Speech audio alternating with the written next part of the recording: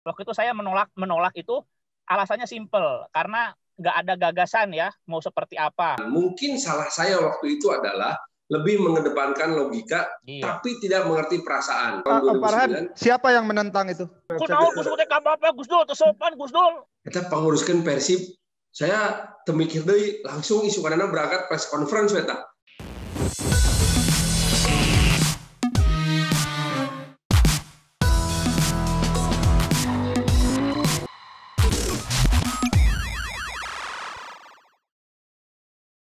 Assalamualaikum warahmatullahi wabarakatuh, para lain pemirsa merenya, penonton channel YouTube Bobotoh TV. Kali ini narasumbernya istimewa nih. Jadi kayaknya 3 generasi lah mengenal beliau ya. Kalau saya jelas spesial pakai telur ya. Nggak tahu nih kalau Mang Gus Dul ya. Nah, kali ini kita akan bicara banyak hal ya. Tentunya transformasi Persib juga tidak luput dari pantauan beliau. Karena kiprah beliau itu selain Bandung, Jawa Barat juga nasional. Bahkan pernah terlibat juga di manajemen Persib ya. Nah, entah karena apa, secara kultural agak shock atau apa menghadapi orang-orang yang mungkin nggak ini ya, sulit menerima hal baru. Nanti kita tanyain aja ke Kang Farhan ya. Dan ini nggak ada edit ya, jadi murni jawabannya nggak ada edit ya. Iya. Nggak, karena gini, Mang Gus Dul, langsung dulu ini ada Om Farhan ya, Muhammad Farhan. Jadi aktivitas beliau sekarang sebagai anggota Komisi 1 ya, DPR RI. Anggota Komisi 1 ini mengurusi atau urusannya tentang pertahanan dan komunikasi nih, Kang Gus Dul, ini menarik ya. Karena zaman sekarang ini kan sepak bola. Dan yang nggak boleh bilang-bilang itu saya ngurusin Intel. Ya. Intel. Jadi sepak bola sekarang ini kan dinikmati. Temenan Bebeja itu mah. Temenan Bebeja. Jadi masa disebutkan. Intel bilang-bilang. Iya. Jadi masalah BIN kayak gitu nggak akan disebutin ya. Nah, sepak bola ini kan dinikmati lewat cara-cara yang nggak konvensional ya. Hari dulu mah di radio, nonton TV gitu ya. Nah, sekarang mah lewat platform-platform digital. Nah, nanti Om Farhan mungkin bisa memberi pandangan apakah sepak bola kita sudah menuju arah yang benar atau gimana gitu ya. Dan ini menariknya justru dibahas bukan sama orang yang sepak bola. Ari ngomongin bola kok orang bola mah geus biasa. Ini mah ngomongin bola tapi dari hal-hal yang out of box ya, Kang Gus Dul bersama Om Farhan. Iya, karena saya opening, urang heula nu nanya. Langsung borong terus. Iya. Oke. Ini mah menguasainya pengacara jaksa jeung hakim sih ya mah. Coba barakatuh. Ini simpel saja, Om Farhan, simpel saja ya. Ini saya kemarin baru ada diskusi sebetulnya tentang sengketa logo ya, sengketa logo PSMS, lalu Persebaya juga pernah. Saya langsung ingat logonya Persib dulu ya. Kalau sekarang udah agak mending ya, ada perubahan tapi nggak terlalu radikal ya. Logo Persib yang baru itu kan atasnya cembung, ada bintang 2 ya, ada gradasi gitu. Tapi sebetulnya sekitar 10 tahun lalu, Om Farhan ini udah menggagas bahwa demi image yang baru mungkin ya, lalu aspek industri sepak bola yang lebih lebih matang gitu ya, perlu dilakukan perubahan logo. Wah, dan itu tantangannya kan luar biasa ya. Banyak orang-orang yang katakanlah status quo saat itu menolak habis, termasuk saya. Waktu itu saya menolak itu alasannya simple, karena nggak ada gagasan ya mau seperti apa. Lalu seperti gagasan baru sangat radikal ya. Padahal perubahan itu Manchester City oke radikal. Dari gambar elang jadi parahu ya. Jadi masalah Juventus juga radikal itu. Dari gambar kuda jadi huruf J hungkul gitu ya. Nih Om Farhan menghadapi orang-orang seperti saya dulu tuh yang sangat konservatif 10 tahun lalu ya. Om Farhan jadi kapok akhirnya keluar dari Persib apa gimana tuh? Enggak. Oke. Menghadapi orang-orang konservatif itu merupakan hal yang sangat menyenangkan karena apa? Pada akhirnya kita berada di posisi orang yang memang berusaha mengerti perasaan orang lain. Dan ini mah pada akhirnya Eko dan Mang Gus Dul bukan masalah logika, tapi masalah perasaan. Mungkin salah saya waktu itu adalah lebih mengedepankan logika, tapi tidak mengerti perasaan. Gitu. Secara logika adalah suatu hal yang baik ketika Persib dikelola oleh sebuah korporasi. Tetapi waktu itu terus terang, saya temikir bahwa sebagai orang Bandung yang pernah memiliki Persib, tiba-tiba jadi tidak memiliki. dalam waktu yang sangat singkat kan. Ya. Bayangin aja, September 2009 saya ditelepon ke buka puasa. Han, adik kamu tuh orang Bandung, nya, kunaon gitu. Masih bawa KTP Bandung, karena kan jual imah, cek saya di Turangga karena kan dijual imah teh 2008 teh. Balik deui atuh ke Bandung, naon? Kita penguruskan Persib, saya temikir deui langsung isukanana berangkat press conference eta di Sulanjana. Disitulah saya pertama kali bertemu dengan seluruh petinggi Persib gitu ya. Emosionalnya ada, tetapi perasaannya nggak ada. Saya teh Harita tidak mengedepankan empati. Jadi kalau menghadapi orang-orang konservatif waktu itu seharusnya pendekatannya dengan pendekatan empati. Saya sih waktu itu pendekatannya korporasi we, GCG we gitu. Memang jadi benar, tetapi menimbulkan banyak friksi yang tidak perlu sebetulnya mah gitu. Coba waktu itu saya lebih mengedepankan empati ya, mengerti perasaan Eko gitu. Ningali lambang Tangkuban Perahu, ningali lambang Tarumanegara dan lambang Citarum teh diubah menjadi lambang harimau gitu ya. Waktu itu beberapa ide kan keluar tuh ya. Ada yang lambang harimau, ada yang hurufnya diganti segala macam gitu. Tetapi saya teh hanya mengedepankan fakta bahwa satu, kita hanya bisa mendaftarkan hak cipta kita itu berupa ya hakinya teh berupa nama saja. Bahkan fontnya aja kita nggak bisa mendaftarkan. Logo karena perbedaannya kurang dari 8, tolong dikoreksinya Mang Eko dan Mang Eko ngartos. Kurang dari 8 perbedaan dari logo milik Pemkot, jadi kita nggak bisa mendaftarkan hal itu.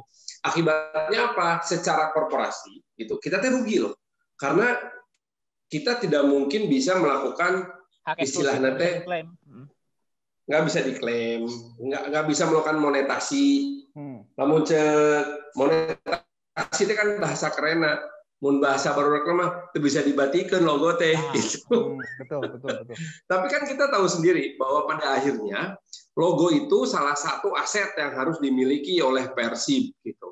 Persib itu aset fisiknya bisa dikatakan nggak ada, tetapi aset equity-nya besar gitu. Aset logo, aset lambang, aset nama, aset keterikatan emosi. Itu teh luar biasa gitu. Dan itu sebetulnya mau kita lakukan monetasi itu. Cuman nyata saya tidak mengedepankan empati. Jadi kalau kita harus berurusan nanti dengan orang-orang yang konservatif lagi, mari kita kedepankan empati. Nah, pengalaman itu saya gunakan sekarang di DPR menghadapi orang-orang yang sangat konservatif. Kebayang ke orang-orang yang tiba-tiba mengatakan bahwa kekerasan seksual dalam keluarga itu wajar-wajar aja karena eta mah hakna suami terhadap istri. Anjir, jahat pisan cenah. Gus Dul sok nalian pamajikana Gus Dul teh di talian Om. Gus Dul malah teh melanggar undang-undang. Di talian teh ditutup panonna teh kumaha teh.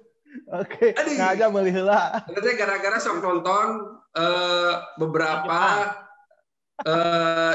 lain rekomendasi dari Mang Eko tentang telenovela Jordania. Oke. Rajor. Oke, Om Farhan. Jadi Mang Gus Dul. Ya, Om Farhan itu berarti waktu itu kan sangat rasional ya. Tadi GCG yang dimaksud itu adalah good corporate governance gitu. Jadi sah-sah saja pergantian nama gitu ya, logo segala macam, tapi ternyata 10 tahun berlalu di luar dugaan ya. Kang Farhan malah sekarang agak sedikit emosional pendekatannya katanya ya. Cuma kan saatnya kesibukannya sekarang udah lain ya, udah jadi anggota dewan. Kang Gus Dul, sebelum Kang Gus Dul nanya lagi, saya ini ada pertanyaan lanjutan soalnya. Pertanyaan lanjutan ke Kang Farhan ya. Kang Farhan, pertanyaan lanjutan. Ya. Nah, kalau kita ngomongin Persib, Kang Farhan ya, Persib ini sekarang kan udah bergerak di platform digital ya. Jadi urusannya Kemenkominfo gitu ya. Nah, kalau Kang Farhan ngelihat, sebetulnya peluang Persib untuk mengoptimalkan hal itu udah maksimal belum gitu. Jadi sekarang kan masa pandemi nih. Masa pandemi nggak ada penonton, berarti kan tiket penonton ini hilang. Tapi Persib bikin platform, lalu streaming berbayar gitu ya. Ini udah maksimal belum sampai sekarang? Karena kalau buat monetize, Kang Farhan, Persib dengan nama besarnya itu langsung rontok sama Rans. Rans belum ada setahun ya, kemarin bisa dapat duit 1 M lebih ketika menggelar uji coba dengan Arema gitu. Ya, betul. Bahkan Persib terkesan ikut-ikutan gitu. Rans udah duluan, Persib baru mulai gitu. Gimana tuh Kang Farhan? Oke.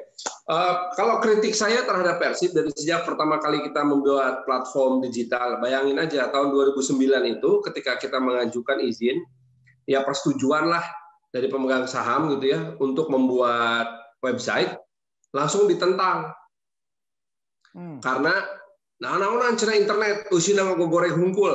Oke. Jadi akhirnya waktu itu kita tahun 2009. Farhan, siapa yang menentang itu? Yang tidak Gus Dul teh apa Gus Dul tersopan Gus Dul. Enggak apa-apa.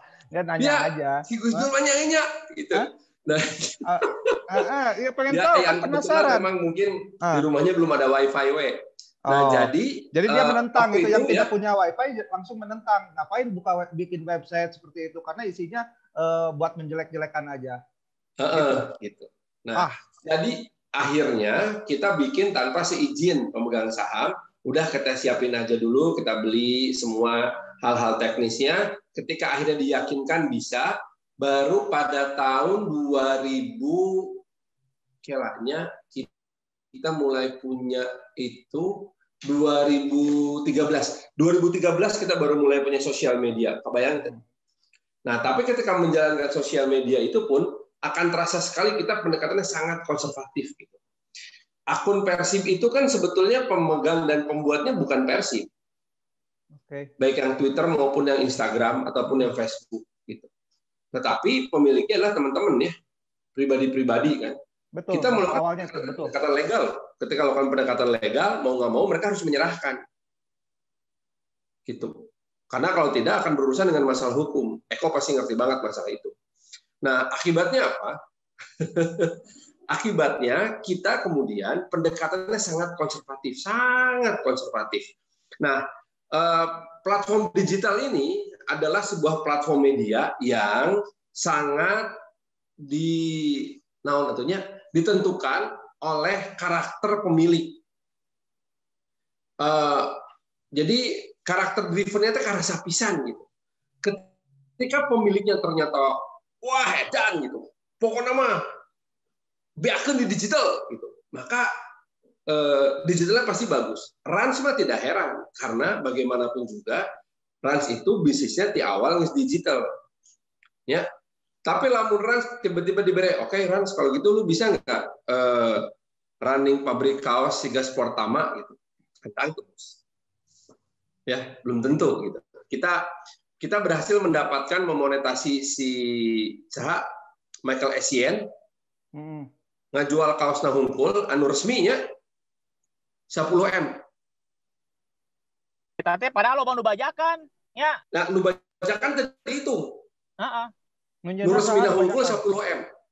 Jualan kaos Michael Essien. Nah, apakah Rans bisa melakukan hal itu? Cantangku. Gitu. Karena dia mah bisnisnya lain bisnis barang gitu ya. Tapi sistemnya bisnisnya digital. Tapi apakah dia akan belajar ke sana? Bisa. Karena apa? Karena Bali United bisa. Kenapa Bali United bisa? Cenah ya, Ge. Orang studi banding lah ke Bali United. Karena nggak ada orang-orang konservatifnya. Padahal caranya sarua, cara dagangnya sarua. Tapi di situ Allah mantan Persib, Allah tokoh supporter, Allah sesepuh, Allah mantan pejabat. saya tadi itu.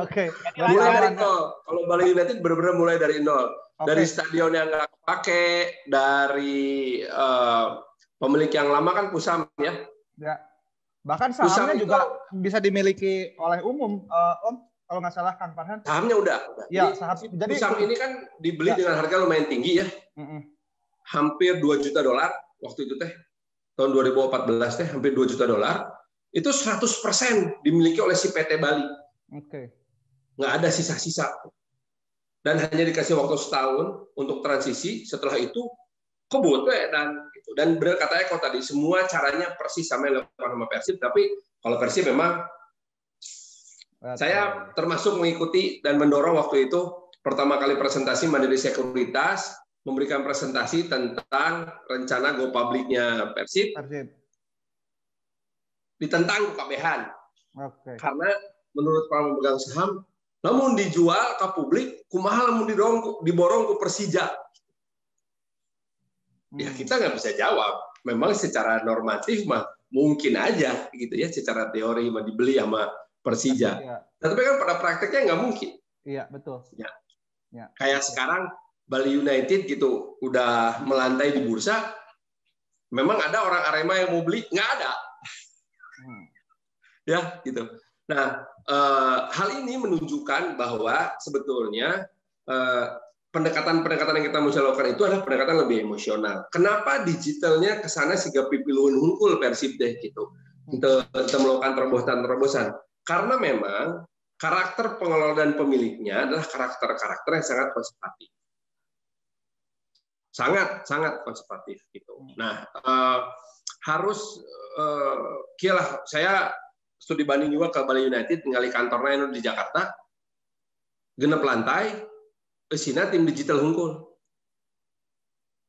Genep lantai, bro. Dan isinya adalah anak-anak muda. Ya. Anak babaturan orang hungkul gitu. Keponakan orang hungkul itu teh, negara rawe teh. Anu baheula keur zaman SMA, zaman kuliah, datang ke orang teh, "Om, mau difoto dong sama pemain Persib kali itu." Itu bisa. CKB gitu. Jadi hal itu memang tidak semudah itu saja dilakukan karena memang pendekatannya beda lah.